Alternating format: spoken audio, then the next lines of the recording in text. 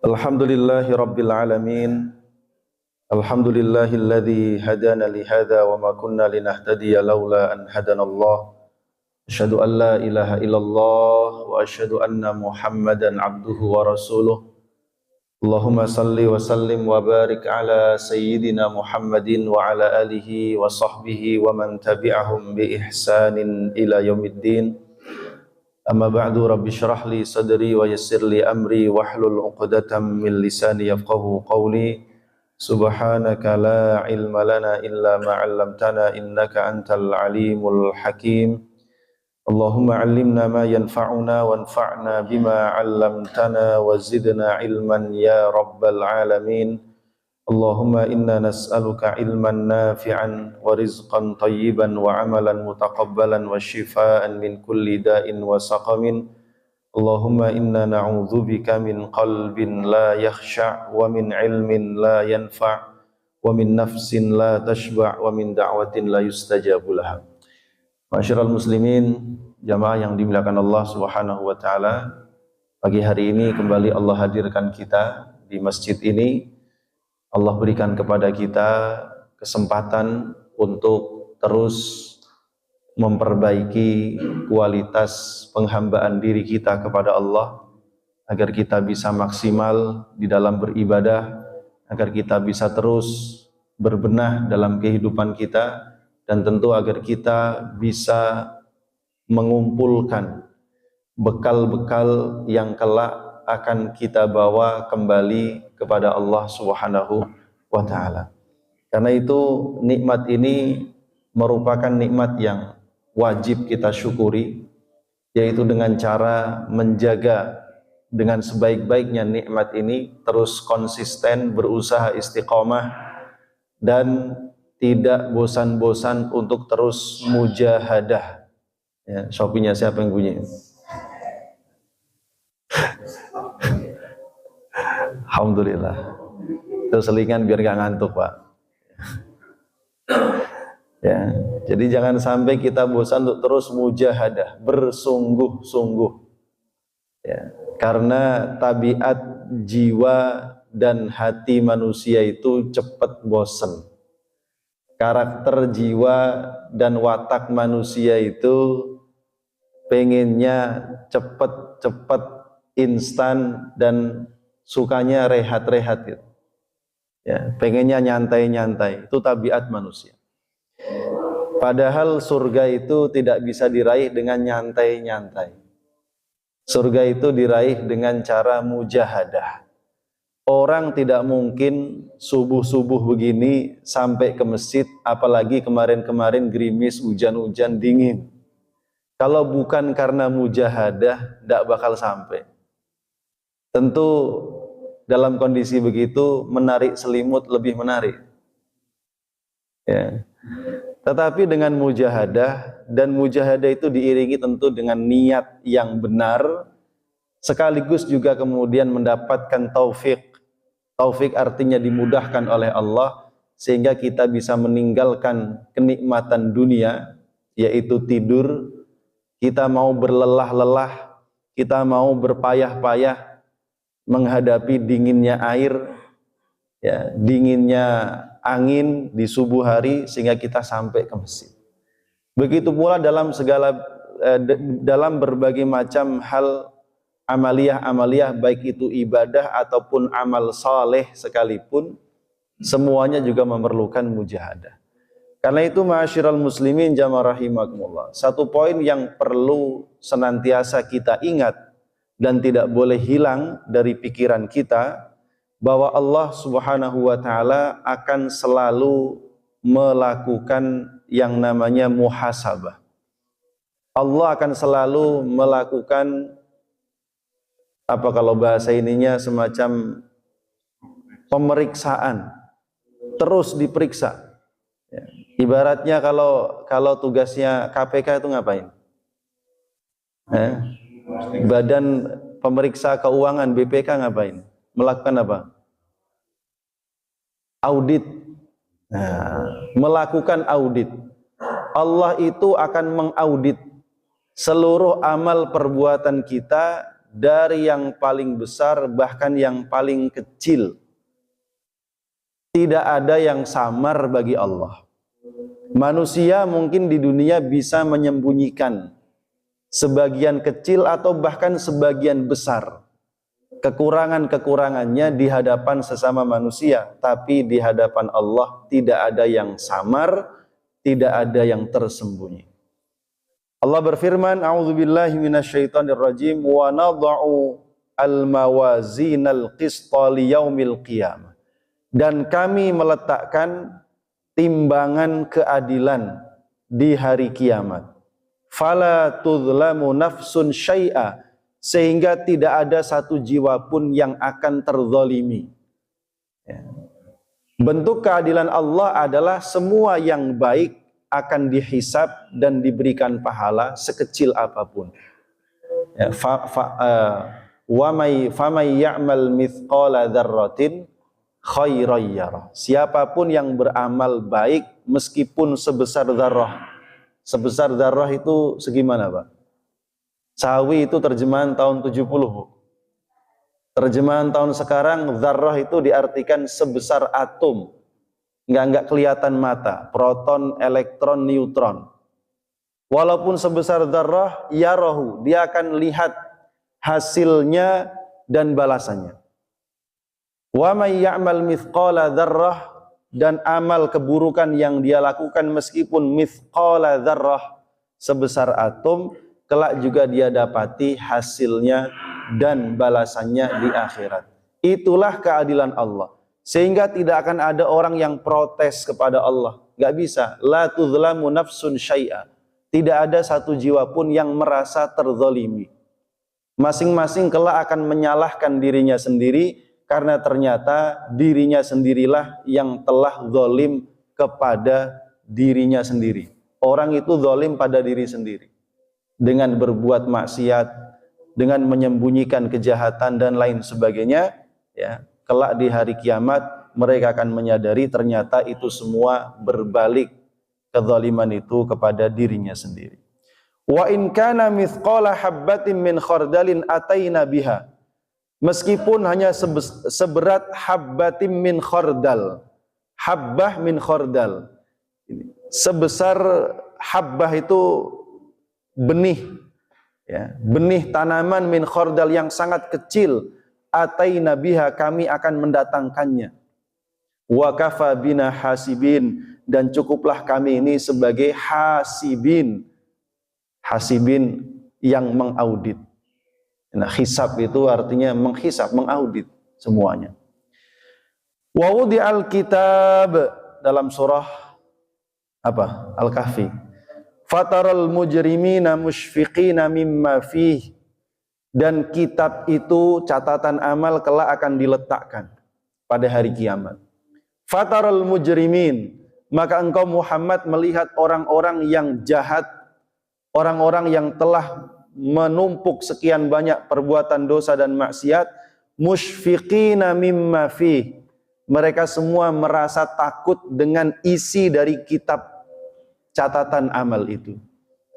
Sehingga begitu mereka membuka dan melihat catatan amalnya masing-masing, wa yaqulun, mereka akan berkata, ya wailatana, celaka kami. Mali hadzal kitab, kitab macam apa ini?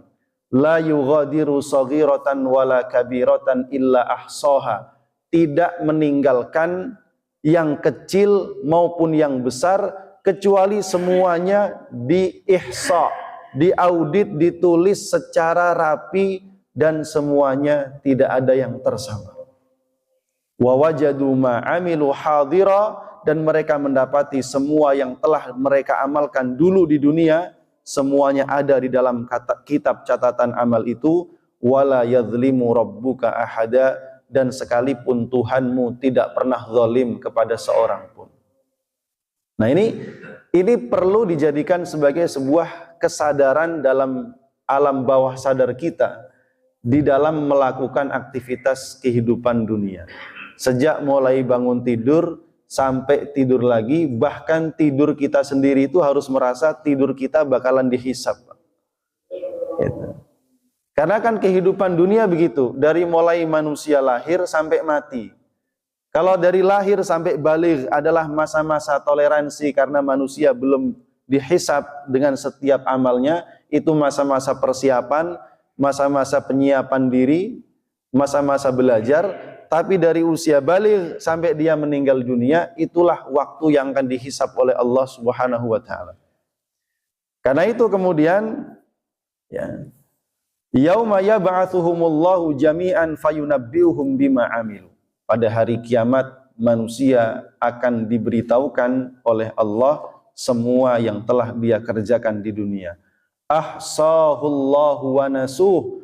Allah terus mengingatnya sedangkan mereka lupa. Ya, kita ini jangankan di akhirat. Kadang-kala kita kemarin ngomong apa, hari ini lupa. Ya, iya kata ibu-ibu. Kita ngomong tadi malam, pagi ini lupa udah. Ahsahullah wa nasuh. Allah mencatat, Allah mengaudit, menghitung semua yang sudah dilakukan, diucapkan, walaupun yang melakukan dan yang mengucapkan itu sudah lupa. Ya. Wallahu ala kulli syai'in syahid, dan Allah itu maha menyaksikan segala sesuatu. Oleh karena itu, ma'asyiral muslimin jamaah rahimakumullah, menghadapi situasi dan kondisi hati dan jiwa manusia yang demikian, maka Al-Imam Al-Ghazali rahimahullah ta'ala memberikan resep kepada kita.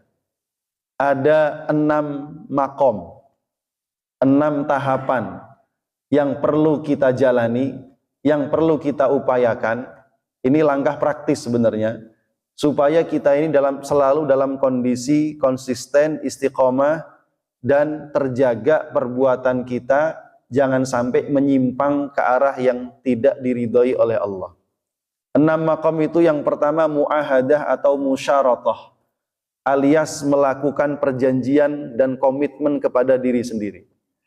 Yang kedua disebut dengan maqam al-muraqabah, pengawasan, merasa diawasi oleh Allah Subhanahu wa taala.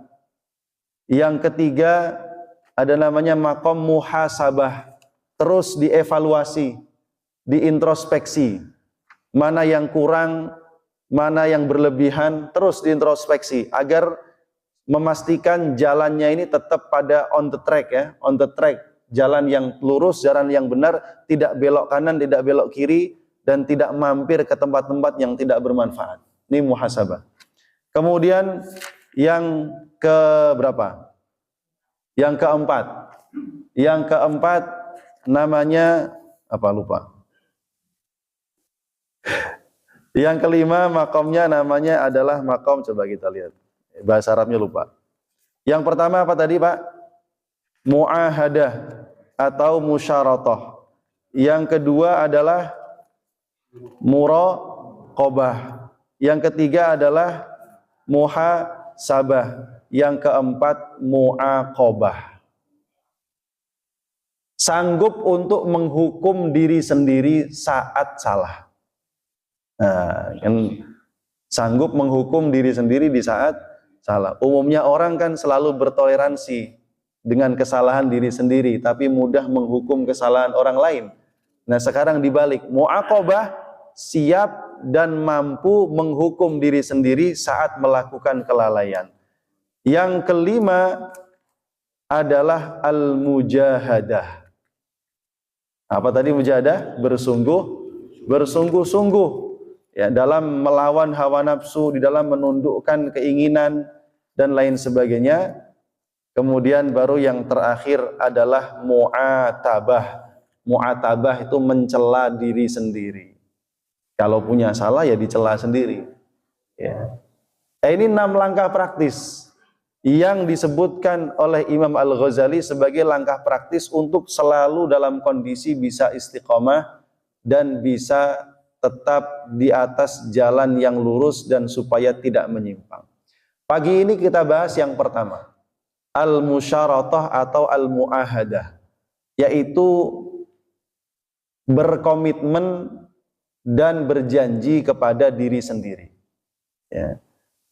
Di sini Imam Ghazali menganalogikan seperti seorang pedagang. Kalau kita ini seorang pedagang, karena Rasulullah SAW mengatakan setiap manusia itu ya akan dibangunkan oleh Allah Subhanahu wa taala di pagi hari, maka dia selayaknya seorang pedagang. Fabai'un nafsahu famu'tiqahu. Ada orang yang menjual dirinya kepada Allah lalu dia merdekakan. Tapi ada orang yang menghinakan dirinya, yaitu dijadikan dirinya sebagai tawanan hawa nafsunya. Maka masing-masing kita ini punya pilihan. Sebagaimana Allah juga berfirman dalam Al-Quran, Innallaha ashtara minal mu'minina amwalahum wa anfusahum bi anna lahumul jannah. Allah telah membeli dari orang-orang yang beriman. Siapa yang beli? Allah. Siapa yang menjual? Orang beriman. Apa yang dijual? Amwalahum wa anfusahum. Harta-harta mereka dan jiwa-jiwa mereka. Ya, pembelinya Allah, penjualnya adalah orang beriman, barang dagangannya adalah harta-hartanya dan nyawa-nyawa mereka. Apa harga yang Allah tawarkan? Bi anna lahumul jannah. Allah kasih harganya surga, Pak. Tuh. Sekarang saya tanya, itu modal dari mana? Yang ngasih harta siapa? Allah. Nyawa yang ngasih siapa? Yang ngasih waktu siapa? Jadi kita tidak punya apa-apa sebenarnya. Ya. Jadi manusia dikasih modal oleh Allah, disuruh jual beli lagi sama Allah, dan Allah kasih harganya nggak main-main. Bi anna lahumul jannah. Bagi mereka surga.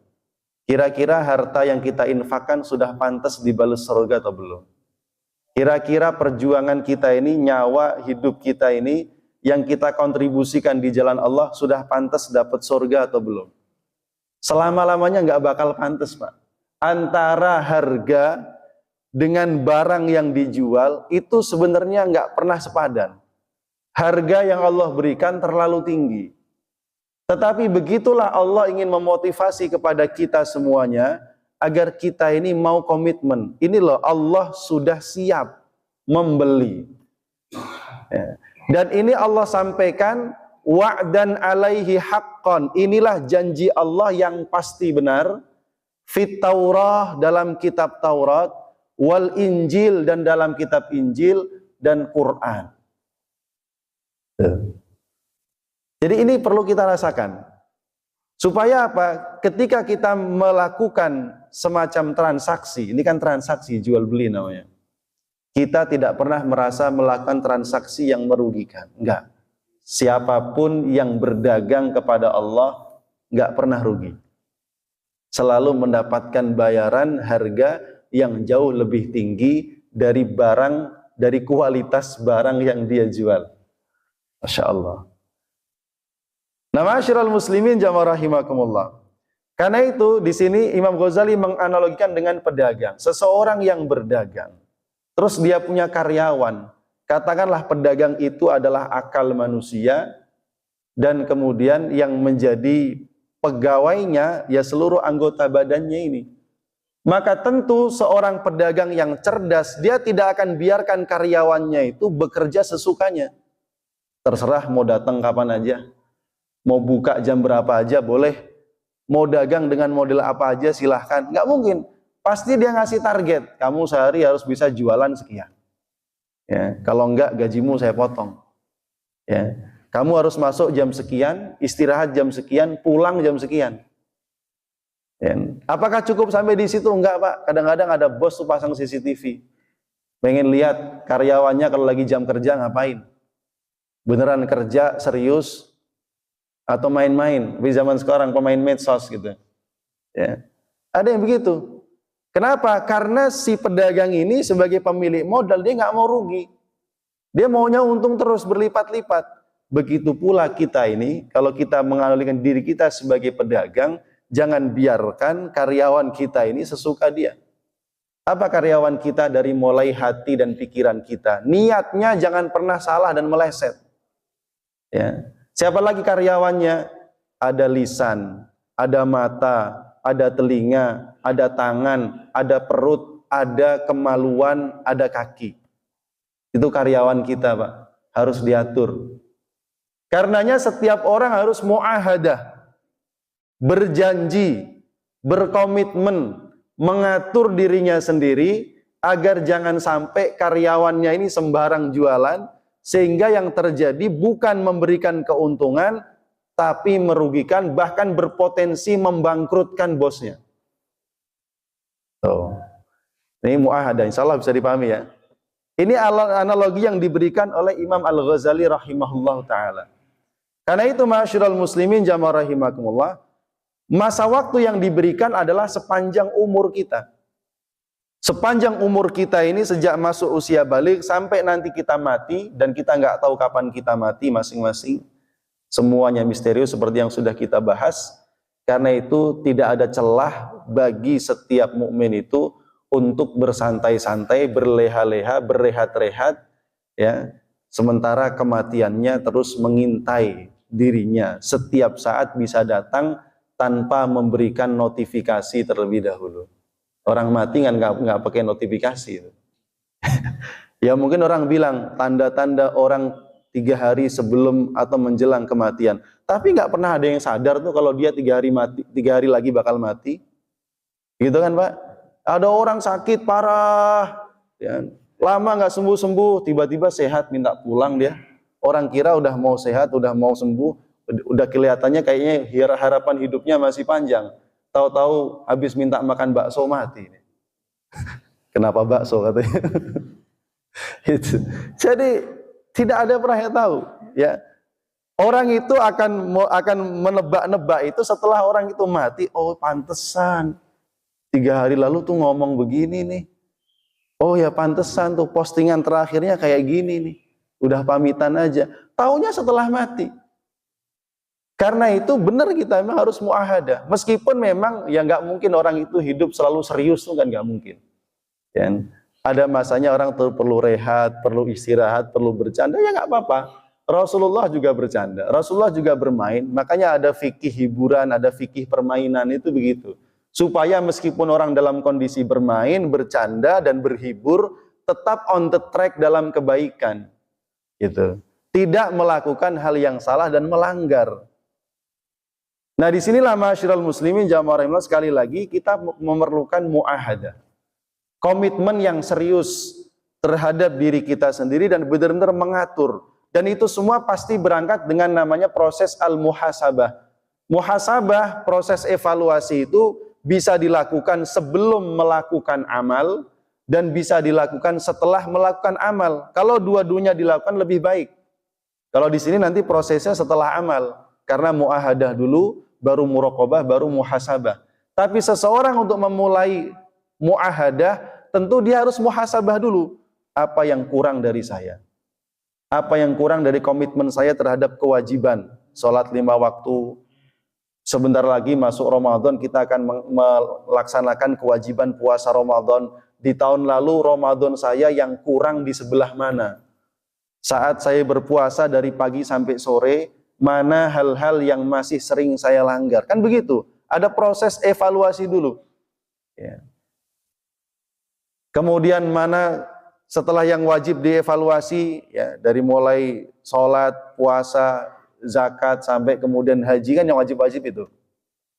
Kewajibannya kepada sesama manusia, apakah sudah maksimal birrul walidain kepada orang tua? Apakah silaturrahim dengan keluarga, kerabat berjalan dengan baik, sudah ditunaikan dengan benar? Apakah kewajiban memberikan nafkah kepada istri, pendidikan kepada anak sudah dijalankan dengan baik atau belum? Ini ada proses muhasabah. Ya. Sehingga orang tahu dia harus melakukan apa. Saya rasa nih kalau orang di dunia bisnis nih, Bang Haji Nazir paling paham nih kalau begini nih, ya kan? Udah ada pakai ISO sekian, tuh semuanya begitu. Ya. Ada muhasabah dulu, apa yang kurang, diteliti kekurangannya. Setelah orang mengetahui kekurangan dan kesalahannya, barulah dia bisa berangkat komitmen. Oh berarti ke depan saya harus begini. Strateginya begini. Akan bisa begitu. Ya. Nah, seseorang yang gagal mengevaluasi di awal, dia akan gagal merencanakan. Dan berpotensi terjatuh pada kesalahan yang sama. Gagal lagi begitu. Ya. Nah, di sini ma'asyiral muslimin jamaah rahimakumullah, bagaimana kecerdasan seorang muslim dan kejujurannya kepada dirinya sendiri sangat diperlukan dalam proses ini. Ya. Nah, seringkali kan manusia itu sadar kekurangan dan berkomitmen, tapi lagi-lagi komitmennya dilanggar, kan yang sering itu. Makanya nanti ada proses namanya mu'aqobah. Kalau kita melanggar komitmen kita sendiri, harus siap menghukum diri sendiri. Ya, sebagaimana yang dilakukan oleh sahabat-sahabat Rasulullah sallallahu alaihi wasallam. Ya, sahabat Nabi zaman dulu kalau ketinggalan sholat jamaah, dia lihat yang bikin ketinggalan jamaah apa? Oh, sibuk ngecek kebun. Ya. Nggak pakai lama kebunnya langsung diinfakkan. Gara-gara ini saya telat sholat jamaah. Ini kalau dipraktekkan lumayan buat kas masjid. Ya. Tapi begitulah. Ini perlu komitmen. Ya. Baik, ma'asyiral muslimin jamaah rahimakumullah. Fahatmun ala kulli dhi hazmin aminin billahi wal yaumil akhir alla yaghfala an muhasabati nafsihi wa tadyiqi 'alaiha fi harakatiha wa sakanatiha wa khataratiha wa khutuwatiha. Maka menjadi sebuah keharusan bagi setiap orang yang bertekad mendapatkan ridha Allah, beriman kepada Allah dan hari akhir, jangan pernah lengah untuk melakukan muhasabah, introspeksi kepada dirinya sendiri, wa tadyiq, mempersempit langkah gerak dalam kehidupannya, membatasi geraknya. Artinya membatasi gerak itu pastikan geraknya hanya pada hal yang wajib dan hal yang sunnah. Yang mubah dikit-dikit aja. Itu begitu. Menjauhi yang makruh apalagi haram. Ini namanya membatasi, mempersempit ruang geraknya. Wasakanatiha, membatasi ruang diamnya. Kalau tadi ruang gerak, ini ruang diam. Karena diamnya manusia itu tetap menghabiskan waktu yang akan dihisab. Diamnya ngapain? Kalau diamnya zikir, bagus. Kalau diamnya ngelamun, kan payah, Pak. Jadi ngelamunnya itu juga ada hisabnya. Ngelamunin apa, Pak? Ayo, kan gitu. Ya kan? Apalagi wa khataratiha, khatar. Setiap lintasan pikirannya dibatasi supaya menjadi lintasan pikiran itu lintasan kebaikan. Yang menjadi lintasan pikirannya itu lintasan kontribusi untuk kebaikan Islam dan kaum muslimin. Ini lintasan. Dan manusia itu kan mau dia diem, mau dia gerak, pikirannya nggak pernah berhenti itu. Betul, Pak? Mau yang masih sibuk kerja ataupun yang sudah ya sama, pikirannya nggak pernah berhenti. Selalu, selama manusia itu hidup dalam kondisi masih normal seluruhnya, ya, pikirannya nggak pernah berhenti terlintas. Ya. Nah, dipersempit ruang lintasan pikiran itu agar hanya yang terlintas yang baik-baik. Karena itu, dan ini semua bergantung kepada kebiasaan kita. Orang yang memang terbiasa untuk kebaikan, ibadah, lintasan pikirannya biasanya berputar tentang hal itu. Ya. Makanya besok caranya ngalahin, mana Pak RW ada nggak? Ya, ngalahin Pak RW tenis gimana nih gitu ya. Muncul lintasan pikiran begitu. Ya. Lintasan-lintasan pikiran. Wa khutuwat, dan membatasi langkah-langkahnya. Supaya tadi, ini semua berangkat dari kesadaran karena setiap langkah, setiap lintasan pikiran, setiap gerak dan diamnya kita itu ada hisabnya tadi, sekecil apapun. Sehingga perlu dibatasi, dipersempit. Ya. Baik, ma'asyiral muslimin jamaah rahimakumullah. Yauma yajma'ukum liyaumil jam'i dzalika yaumut taghabun. Jangan sampai orang itu kena tipuan, ghiban, tipuan namanya. Yauma yajma'ukum liyaumil jam'i, hari di mana kelak kalian semua akan dikumpulkan pada hari berkumpul, yaitu di padang mahsyar. dzalika yaumut taghabun. Ya, di hari itu semuanya akan dibongkar oleh Allah Subhanahu wa taala. Tsumma liyasta'nif laha wasiyatan fi a'dha'ihi. Ya. Kalau hal yang tadi sudah disadari dan keinginan untuk berkomitmen sudah muncul, ya maka hendaknya manusia menyadari bahwa yang menjadi modalnya dalam hidup itu adalah waktunya. Ini sudah sering kita bahas. Hari kemarin sudah lewat, Pak, tidak bisa diulang lagi. Yang sudah berlalu ya sudah. Kalau ada kebaikan kita syukuri, memuji Allah. Kalau ada kesalahan kita istighfari biar diampuni oleh Allah dan dihapus dari catatan amal kita. Yang besok belum tentu kita temui. Karena yang besok masih gaib, kita masih hidup apa enggak. Satu-satunya yang jadi modal kita hari ini. Hari ini ternyata Allah bangunkan kita. Allah sampaikan kita ke masjid. Kita ikut kajian ini. Dan kita nggak tahu hari ini sampai batas mana kita hidup. Maka ini jadi modal kita sehari semalam. Mari kita manfaatkan dengan sebaik-baiknya. Ya. Karenanya orang-orang soleh itu setiap pagi, mu'ahadahnya itu tiap pagi. Dia akan bicara kepada seluruh anggota tubuhnya, wahai lisan, wahai tangan, wahai telinga, ya, wahai mata, semuanya. Ya, yang engkau miliki hanya hari ini. Kalau engkau taat patuh kepada Allah, maka engkau akan selamat. Tapi kalau engkau durhaka maksiat kepada Allah, engkau akan celaka. Sementara besok belum tentu kamu punya kesempatan bertaubat. Di setiap hari. Jadi mu'ahadah ini perlu memang terus. Tiap hari, tiap waktu. Sebagian ulama lagi melakukannya sebelum tidur. Setiap sebelum tidur melakukan muhasabah. Ini namanya wirid muhasabah sebelum tidur. Mereka mengecek amalnya dari mulai bangun tidur tadi pagi sampai sebelum tidur. Apa saja yang dilakukan. Kalau mereka mendapati ada kebaikan yang dilakukan, mereka memuji Allah dan bersyukur kepada Allah serta berdoa mudah-mudahan besok bisa lebih baik lagi kalau diberikan kesempatan hidup. Kalau mereka dapati dalam hari itu ada kekurangan, ada kesalahan, maka mereka memperbanyak istighfar, mohon ampun, dan segera bertaubat kepada Allah sebelum tidur. Karena mereka nggak tahu kalau malam itu tidur, besok masih bangun apa tidak. Jadi mu'ahadahnya perlu memang setiap waktu. Gitu. Yauma la yajma'ukum liyaumil jam'i dzalika yaumut taghabun. Tsumma liyasta'nif. Kemudian setelah itu jamaah rahimakumullah, liyasta'nif laha wasiyatan. Hendaknya seorang mukmin memberikan wasiat kepada seluruh anggota tubuhnya yang 7. Di sini spesifik Imam Ghazali menyebut 7 anggota. Yang pertama al-ain, mata. Yang kedua al-udhun, telinga. Yang ketiga al-lisan. Lisan ini lidah. Ya. Wal batnu, yang keempat perut. Wal faraju, kemaluan.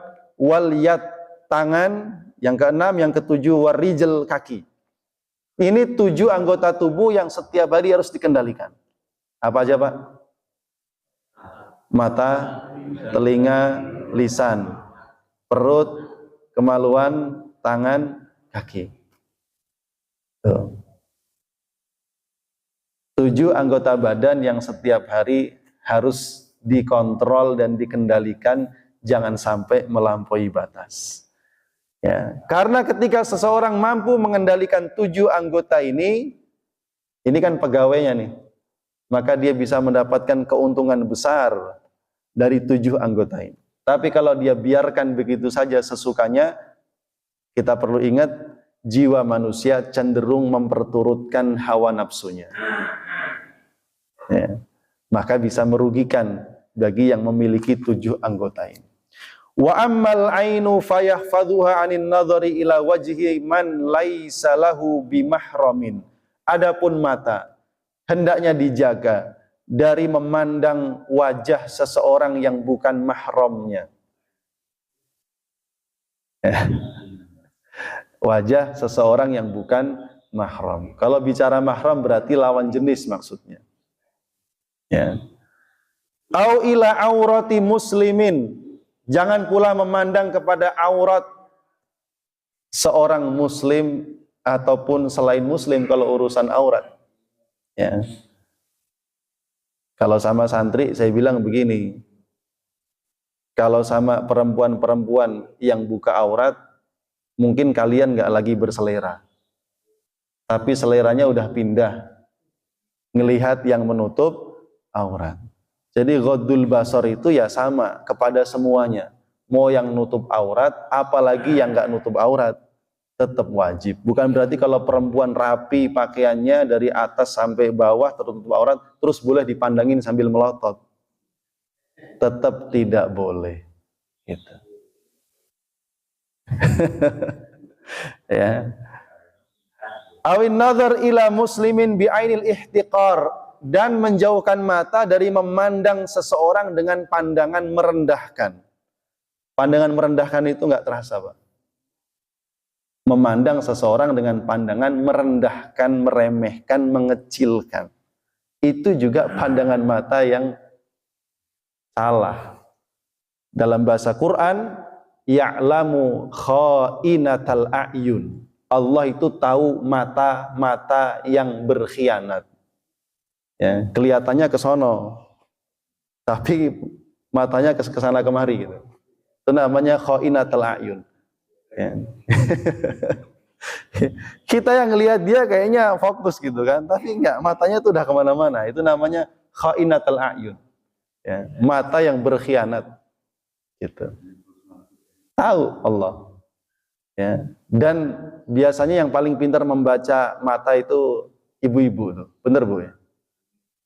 Suaminya bilang, enggak, bohong itu, matanya kelihatan kan. Makanya laki-laki nggak pernah bisa bohong sama istrinya kan. Gitu. Jadi mata itu walaupun tidak memiliki suara, tapi dia bisa berbuat gitu. Merendahkan, pandangan mata memuliakan, pandangan mata ta'zim itu beda dengan pandangan mata merendahkan, tetap berbeda ya. Dan itu harus dihindari. Bal an kulli fudulin mustaghna anhu, bahkan jauhkan mata dari memandang sesuatu yang tidak bermanfaat. Ya. Fa innallaha ta'ala yas'alu abdahu an fudulin nadhar kama yas'aluhu an fudulil kalam. Allah kelak akan meminta pertanggungjawaban dari setiap pandangan mata yang pernah dilepaskan. Summa idza sarafaha an hadza lam taqna bihi hatta yushghiluha bima fihi tijaratuha wa ribhuha. Jangan pernah lepaskan mata itu kecuali kita benar-benar memastikan dia sibuk dengan memandang hal-hal yang dapat menguntungkan perniagaannya kepada Allah. Dengan cara apa? Memperbanyak memandang ciptaan Allah, langit, bumi, pohon. Ya kan? Inna fi khalqis samawati wal ardi wa ikhtilafil laili wan nahari la ayatil ulil albab. Orang beriman itu lihat langit ingat Allah, Pak. Lihat air ingat Allah.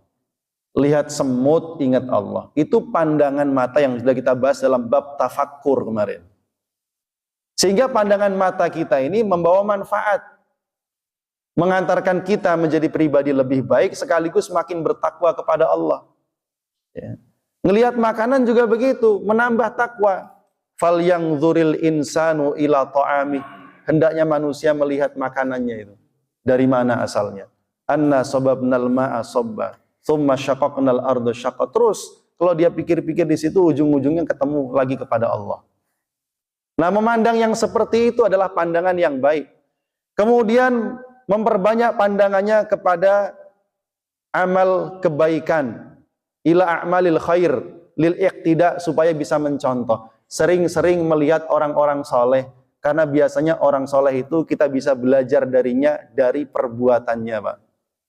Ya, makanya saya bilang kepada santri, kita itu kalau datang kepada ulama, kepada kiai, kita belajar, bukan sekedar mendengarkan keterangan lisannya atau baca kitabnya, enggak cuma itu. Dulu ribuan jamaahnya Imam Malik, kalau ngaji sama Imam Malik, itu sebagian besar datang hanya untuk melihat adab dan akhlaknya Imam Malik. Kapan beliau datang, bagaimana cara duduk, bagaimana caranya berbicara, bagaimana memilih kata-kata, bagaimana menyikapi mungkin murid yang nakal. Itu semua sikap dan akhlak. Dia orang alim, orang soleh itu dari perbuatannya adalah ilmu.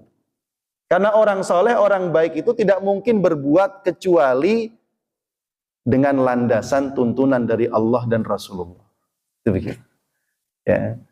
Dan manusia itu cenderung banyak terpengaruh dengan perbuatan manusia daripada dari perkataan manusia. Ini materi kita pagi ini, ya, nanti bisa dicek selesai kajian yang terserap berapa persen. Ya. Tapi kalau saya hari ini banyak garuk-garuk kepala, mesti diingat seumur hidup. Ustadz Rehan kalau ngajar pasti garuk-garuk kepala. Gitu.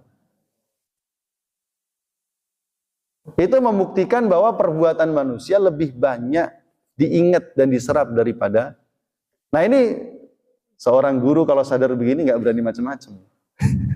Tetapi saya lupa, bagaimanapun juga, ini boleh jadi saya yang menyampaikan belum tentu lebih bisa mengamalkan dari bapak-bapak. Boleh jadi bapak-bapak di sini, ibu-ibu lebih konsisten ya dalam melaksanakannya daripada saya yang menyampaikan. Boleh jadi begitu. Karena itu kebaikan ada pada siapa yang bisa mengamalkan dengan sebaik-baiknya, bukan siapa yang bisa menyampaikan. Ya. Saya hanya jadi wasilah kontribusi, mudah-mudahan dengan menyampaikan begini minimal dapat pahala ilmu yang bermanfaat. Itu aja. Ya. Baik, masyarul muslimin jamaah rahimakumullah. Wa ammal lisan. Belum. Begitu pula perbanyaklah pandangan mata melihat kepada Al-Qur'an dan kepada hadis-hadis Nabi serta kepada kitab-kitab, buku-buku yang membawa manfaat. Nah, khusus untuk Quran, kita mandangin Quran itu udah pahala, Pak. Jadi walaupun kita tidak baca nih, liatin aja sejam tuh.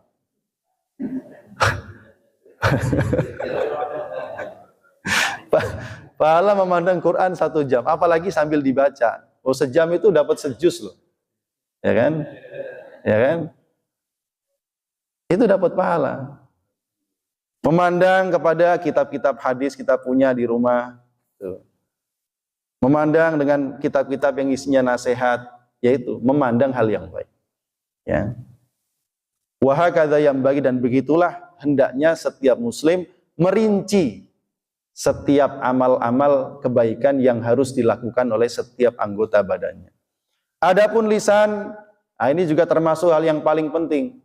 Bahkan Rasul sering mengingatkan kita tentang bahaya lisan yang dibiarkan.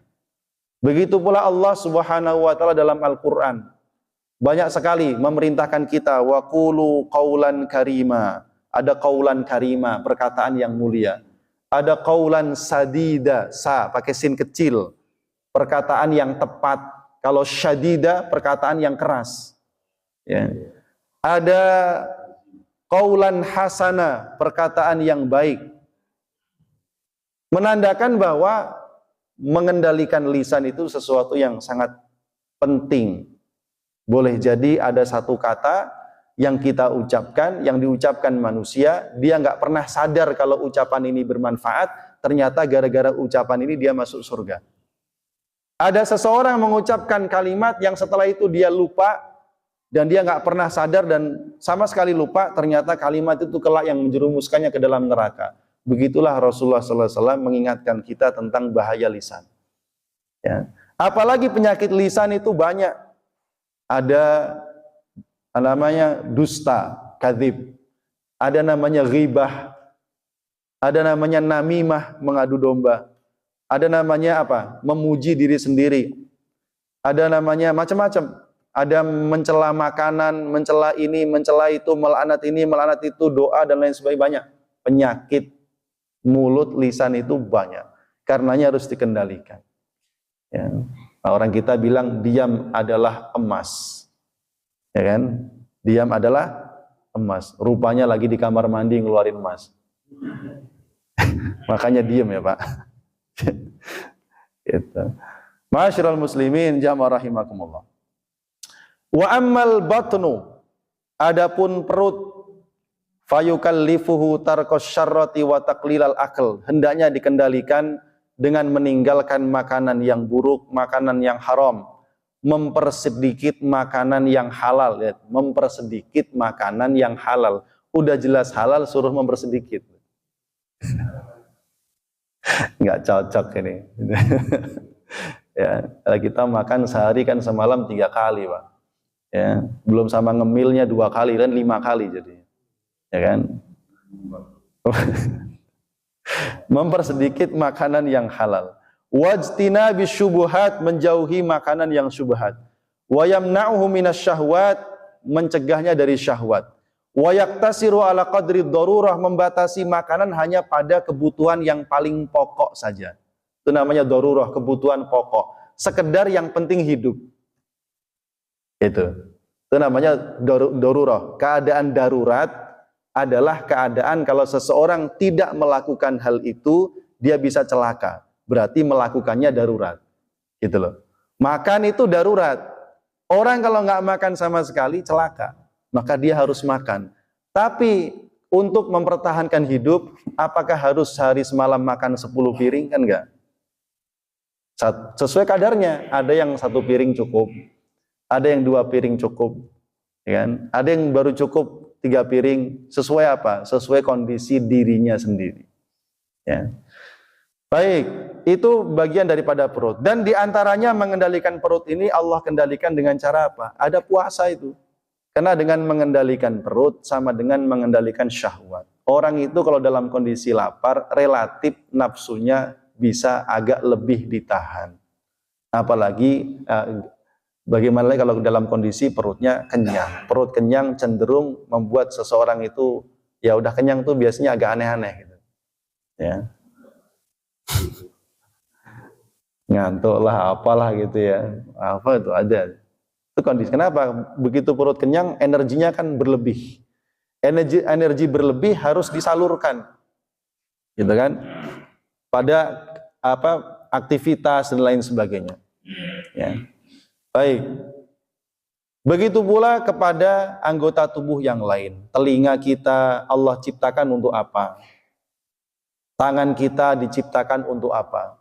Kaki kita diciptakan untuk apa? Sudah ada tugasnya masing-masing dari Allah, tinggal kita menjalankan dan komitmen. Kemaluan kita sudah ada pos-posnya sendiri.